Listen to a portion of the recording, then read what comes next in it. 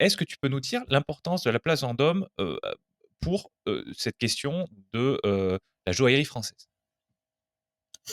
Alors, si je repars encore un petit peu plus loin, je suis désolée, je vais repartir encore à Louis XIV, mais c'est parce que, à la fois dans l'histoire, Louis XIV, tu te souviens, jeune, il se fait virer de Versailles, il doit s'enfuir parce que ses cousins veulent lui prendre le royaume. Enfin, je schématise. Bref.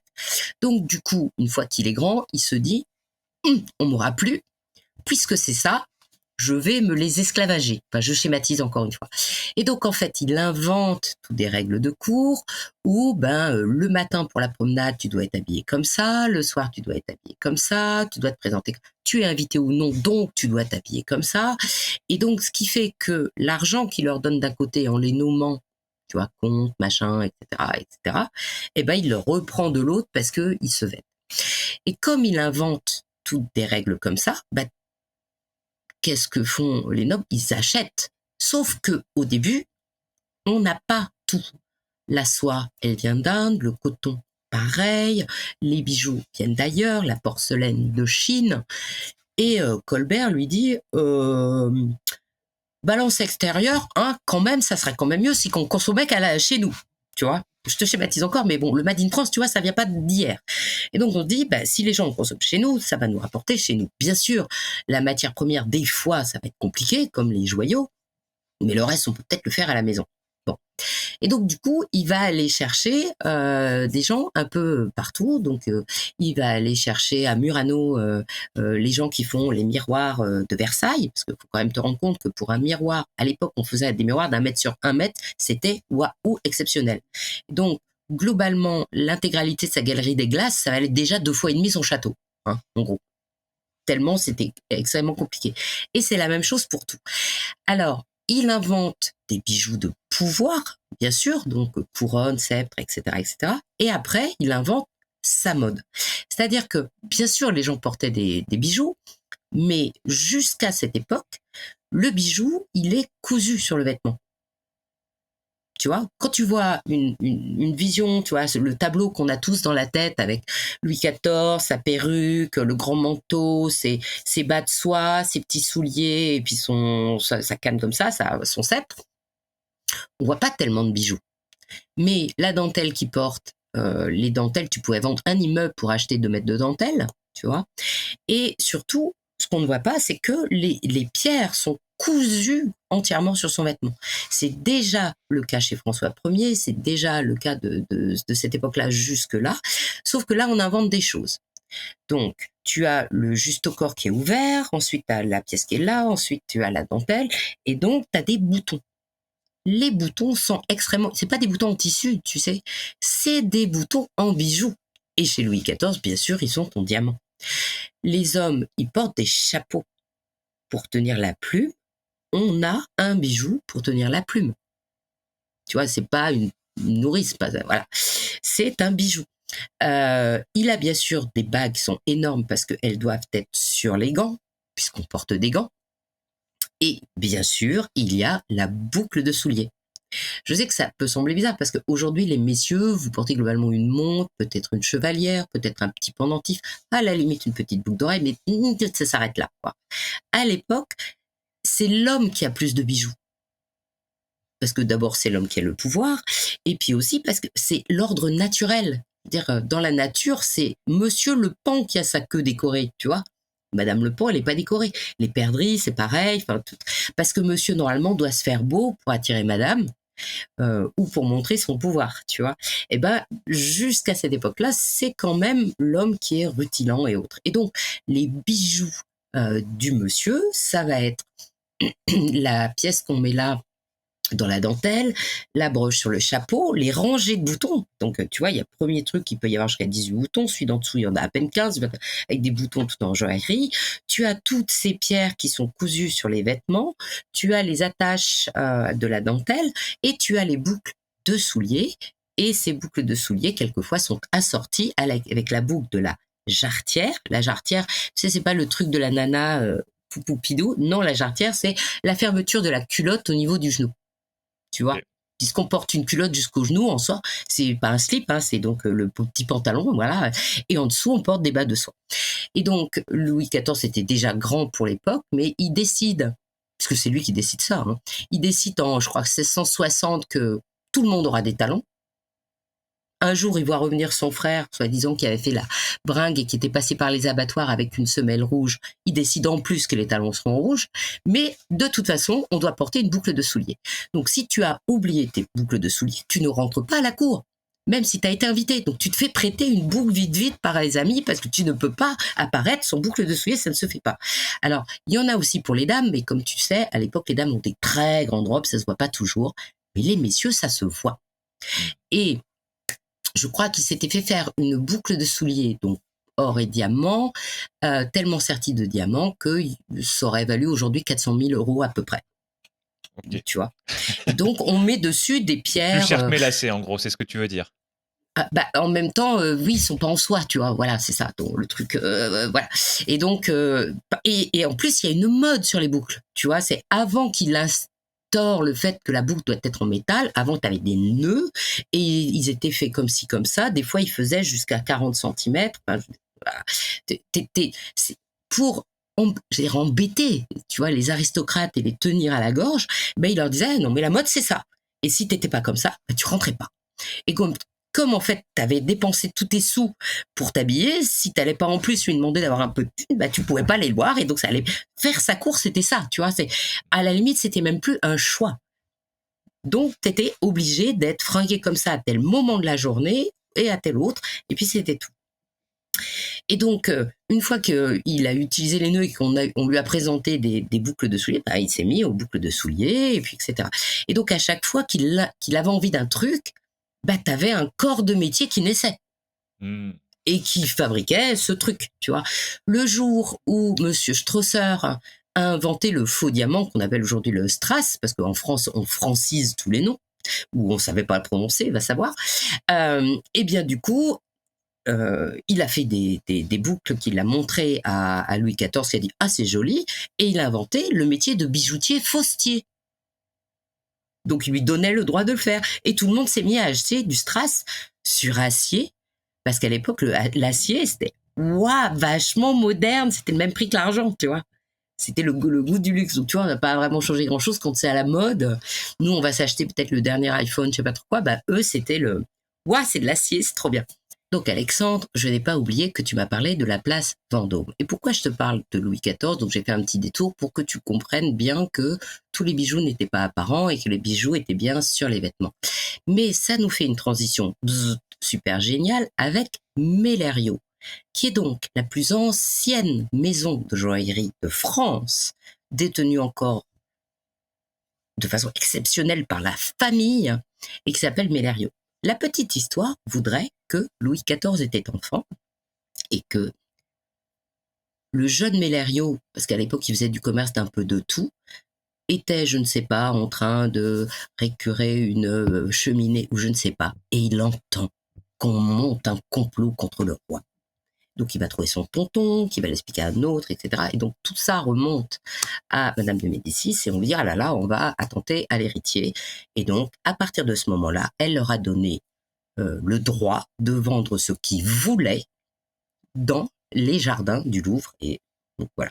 Et donc, les Mellerio, c'est donc la plus ancienne maison. Par contre, elle n'arrivera rue de la Paix que, je crois, en 1815, qui est quand même il y a longtemps. Tu vois. Et donc, au début, ils vendaient un peu tout, et puis après, ils se sont mis à vendre de la joaillerie parce qu'ils avaient une culture joaillère. Les Mellerio venaient à peu près de la frontière italienne, donc on dit quelquefois que aussi c'était au cours des rois, c'était devenu des agents secrets parce qu'ils avaient le droit de passer la frontière en dépit des guerres, etc., etc. Enfin, bref.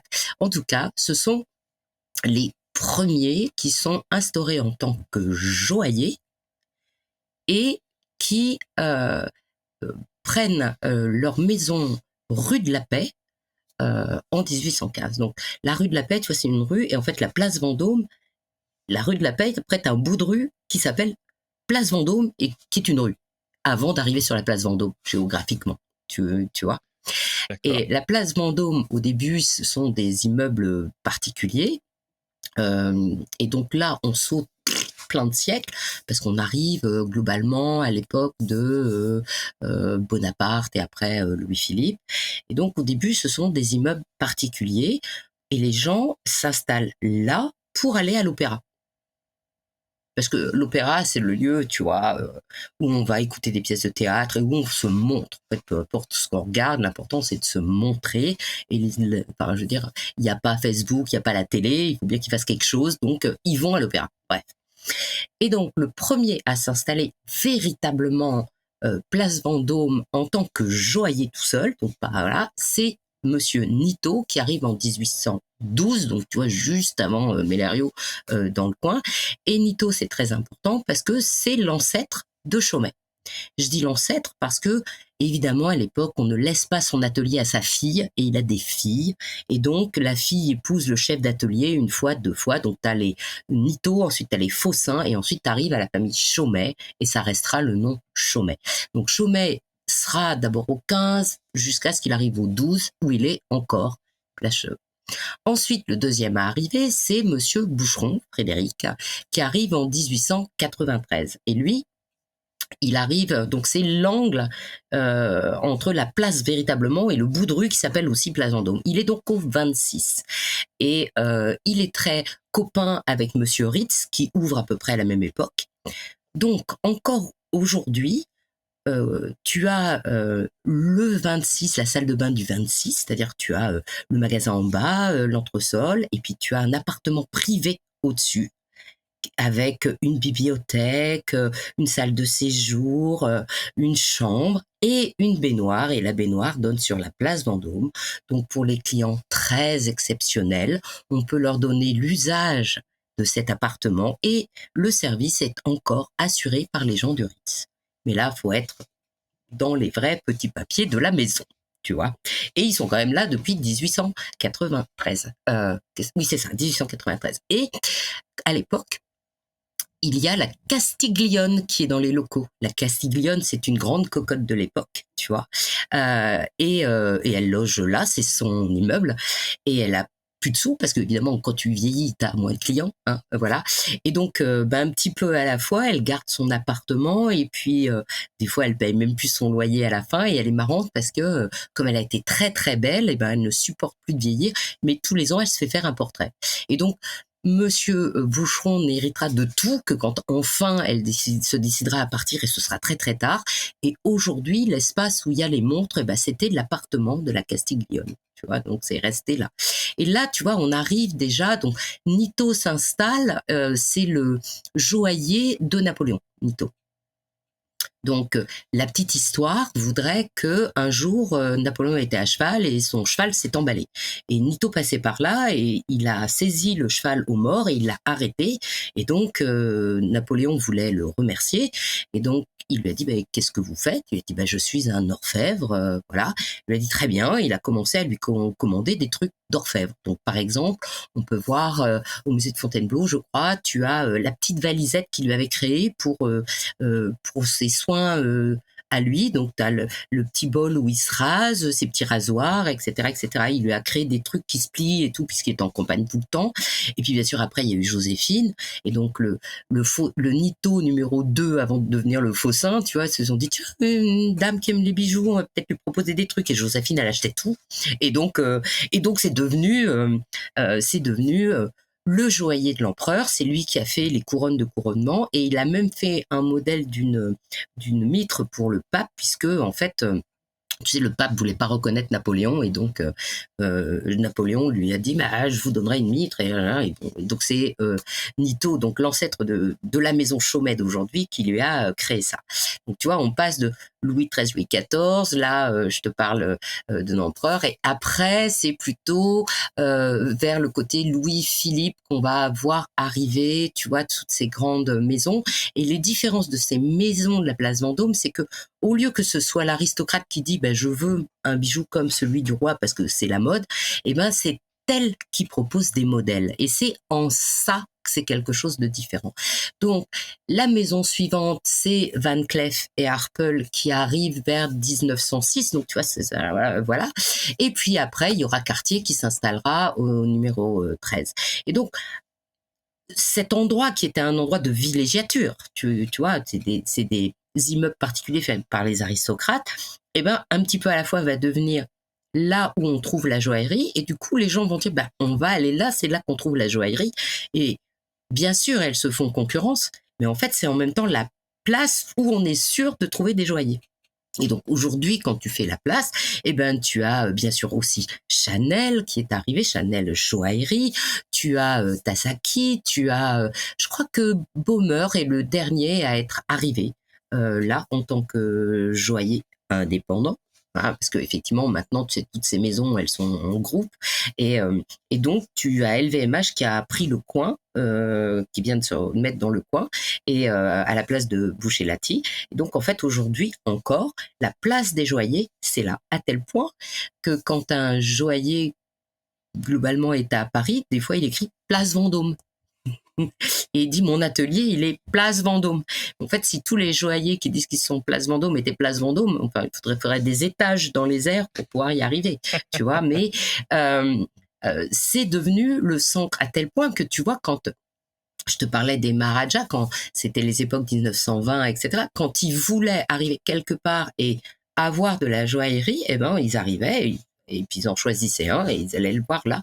Parce Mmh. que c'est, tu vois, l'importance de cette place, c'est que pour la première fois, les joailliers qui s'y sont installés avec l'idée de montrer et de réaliser, parce qu'à l'époque, les réalisations se faisaient au-dessus, de réaliser les bijoux sur place et de dégager un coin où ils étaient tous là. Et eux, ils s'affirmaient avec leur style propre. C'est pour ça que tout à l'heure, j'ai pu te dire, l'iconique de l'un, c'est ça, l'iconique de l'autre, c'est ça. On va les voir pour leur style propre, leur technique propre. Ils ont chacun leur petite fleur à eux propre. Tu vois, chez Melario, c'est les boutons de lys. Bien sûr, chez Chanel, c'est le camélia. Ils ont, voilà, la petite danseuse de Van Cleef, elle est connue dans le monde entier. C'est la petite danseuse de Van Cleef. D'autres maisons peuvent faire la danseuse, mais celle-là, c'est celle-là. Tu vois. Et après, au cours du temps, l'histoire a fait qu'ils avaient dans les commandes spéciales qui leur étaient faites des pièces qui leur étaient plus attribuées. Tu vois, sur la maison Van Cleef, il y a le fameux, je te parlais du zip, parce que bon, dans les années 60 et tout, c'était encore une innovation, la fermeture éclair. Et donc, la petite histoire voudrait que ce soit la duchesse de Windsor qui dit, bah, tiens, ça a l'air cool, je voudrais quelque chose. Ils ont mis, je crois, à peu près 40 ans à le faire, mais ils ont fait un collier qui se ferme complètement. Mais quand je dis complètement, complètement, c'est-à-dire que tu as un morceau derrière le cou, un autre morceau devant, tu peux les déclipper et la fermeture se ferme deux fois. Tu as deux bracelets identiques avec pompons qui se ferment. Ouais, donc encore une fois, tu peux te servir de ton bijou de 2 manières différentes. Voilà, et qui est effectivement, techniquement, c'est compliqué. Sur le côté, tu as les coutures, tu as bien sûr ces sertis de pierre, etc. C'est un truc absolument magnifique et le pompon est magnifique. Et, et les gens n'étaient pas force, tu vois, les Faucins, les Nito-Faucins étaient des orfèvres et donc ils sont passés vraiment aux bijoux parce que, tu vois, ils sont passés de l'orfèvrerie de Napoléon aux bijoux pour Joséphine et après comme ils ont fait les tiares et qu'elle a imposé la mode de la tiare, bah c'est resté. Ils ont beaucoup influencé parce que Napoléon faisait beaucoup de guerres, etc. Il ramenait des choses, donc il ramenait par exemple des mosaïques, des pièces anciennes gravées. Donc on a fait des colliers pour Joséphine à ce moment-là. C'est aussi le spécialiste du bijou acrostiche. C'est chouette hein, comme mot, j'adore ce mot-là. Acrostiche, ça veut dire que c'est un bijou en message secret avec les gemmes. Ah! Tu prends Ah la ça me première plaît ça. lettre de chaque gemme et Ouais. t'écris le secret. Donc pour amour, bah, tu pourrais mettre améthyste, tu vois, et continuer comme ça. Hein, Et il hein. y a que celle qui a le bracelet. Alors faut savoir le nom des gemmes, bien sûr, mais t'as que celle qui a le bracelet qu'il faut. Et donc je ne sais pas pourquoi Napoléon aimait ça. Il a offert à Joséphine un bracelet qui montrait les prénoms de ses enfants et il a refait la même chose pour Marie-Louise. Mais ce qui est marrant, c'est que Napoléon étant Napoléon, les pierres veulent dire la date de son sacre à lui. Mmh. Tu vois, et quelques années, enfin, je crois qu'en 1992 ou quelque chose comme ça, ils ont refait des bijoux acrostiches, mais euh, en fait, le mot est compliqué. Je pense que le public l'a pas assez entendu, mais moi, c'est quelque chose qui continue à me passionner. Tu vois, un Ouais. bijou en code secret, c'est quand même cool, quoi. Maintenant aussi, il faut savoir le nom des pierres pour décoder le message. Certes, mais Et ça rend le code encore plus secret, ça rend le message encore plus secret. Et moi, j'aime beaucoup cette idée. Voilà, je pense que Sabine, si tu es en train d'écouter, c'est quelque chose, si tu connaissais pas déjà, ça te perd. Voilà, donc petite parenthèse personnelle. en termes de code secret et plus de politique, là, je vais aller chez Cartier, donc le dernier arrivé dans la rue de la Paix. Comme tu le sais, donc c'était trois frères, il y avait Louis Cartier, etc. Et il était tombé amoureux de Jeanne et la famille a dit non. On ne sort pas avec une cocotte, mais ça va pas à la tête. Euh, donc Jeanne, c'est elle est contemporaine de Coco Chanel. Bon, Jeanne Toussaint. Et donc, elle fait pas des chapeaux comme Coco Chanel, tout ça. Et donc, il lui dit, bah, écoute, rentre à l'atelier, t'as du goût, dessine des trucs, bah, essaye. Bon. Donc, elle savait pas dessiner, bien sûr, elle savait pas faire de la joaillerie, etc. Mais elle avait des idées. Donc, par exemple, elle est la première à dire au joaillier, mais allez, on vous demande des animaux, allez au jardin des plantes, regardez les animaux, dessinez-les en vrai. C'est elle qui a voulu le motif de la panthère, parce que aussi on l'appelait la panthère, tu vois, en référence au fait que c'était l'amoureuse, mais aussi par son caractère. Il paraît que c'était une petite dame, mais qu'elle avait vraiment beaucoup, beaucoup de caractère. Et donc, elle a fait, pour la Duchesse de Windsor, qu'on appelle aussi la panthère, une merveilleuse panthère, donc, tu sais, qui est assise comme ça, sur un énorme saphir rond, gros comme une grosse prune, tu vois. Donc déjà exceptionnel. Et la queue retombe dessus. Et elle est toute en platine. Et le corps est fait avec des diamants, avec des touches d'onyx pour faire le noir de la panthère et des yeux saphir. Donc c'est absolument magnifique. Donc arrive la guerre. Bon, donc évidemment, ben, beaucoup de familles se mettent un peu à l'abri et on laisse la Jeanne un peu toute seule. On est aux alentours de la Seconde Guerre mondiale, hein, et on lui dit de garder la boutique. Alors ça a l'avantage pour Jeanne, qu'elle est nommée directrice, c'est-à-dire que tu vois, elle est rentrée comme ça, après elle est devenue directrice artistique, on dirait aujourd'hui, et là on la nomme directrice, bref, mais globalement elle est toute seule. Et donc, elle se dit, je vais pas fermer la boutique puisqu'on m'a dit de la garder ouverte. Mais bon, les clients, tu vois qui c'est, forcément, tu vois.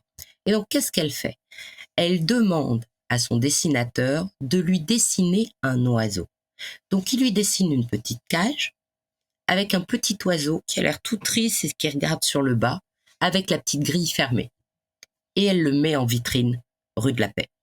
Bien sûr, 3 jours plus tard, elle se fait arrêter. Normal, tu vois. Parce que les Allemands, ils sont pas idiots, ils ont bien compris ce que voulait dire cet oiseau en cage.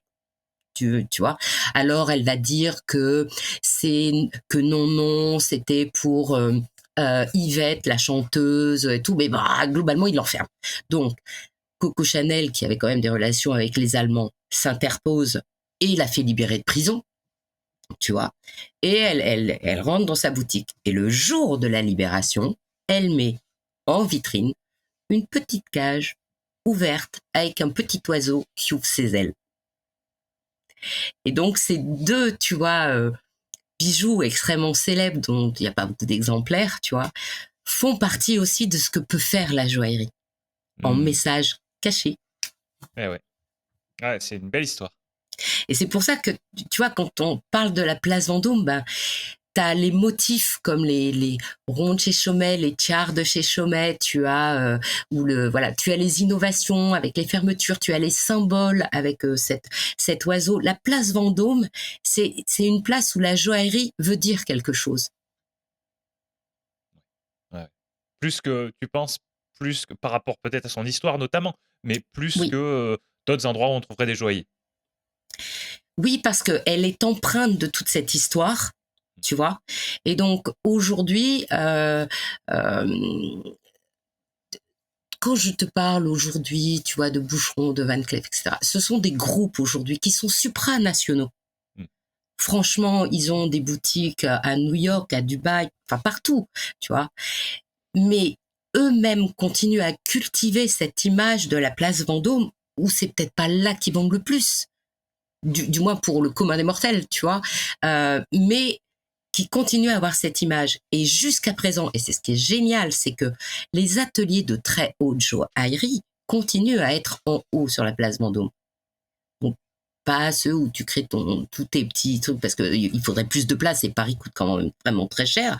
Mais les très belles pièces qui sont présentées pour les collections de haute jo continuent à être fabriquées là. Tu vois, en grande majorité. Et donc, la place Vendôme, ça veut vraiment dire quelque chose. Et ce que je trouve sympa, tu vois, c'est que aujourd'hui, Boucheron, etc., qui font énormément de chiffres en vendant des lunettes de soleil, pourraient très bien dire, bon, je me positionne comme groupe international parce que de toute façon, je fais vachement plus de chiffres à Dubaï, tu vois.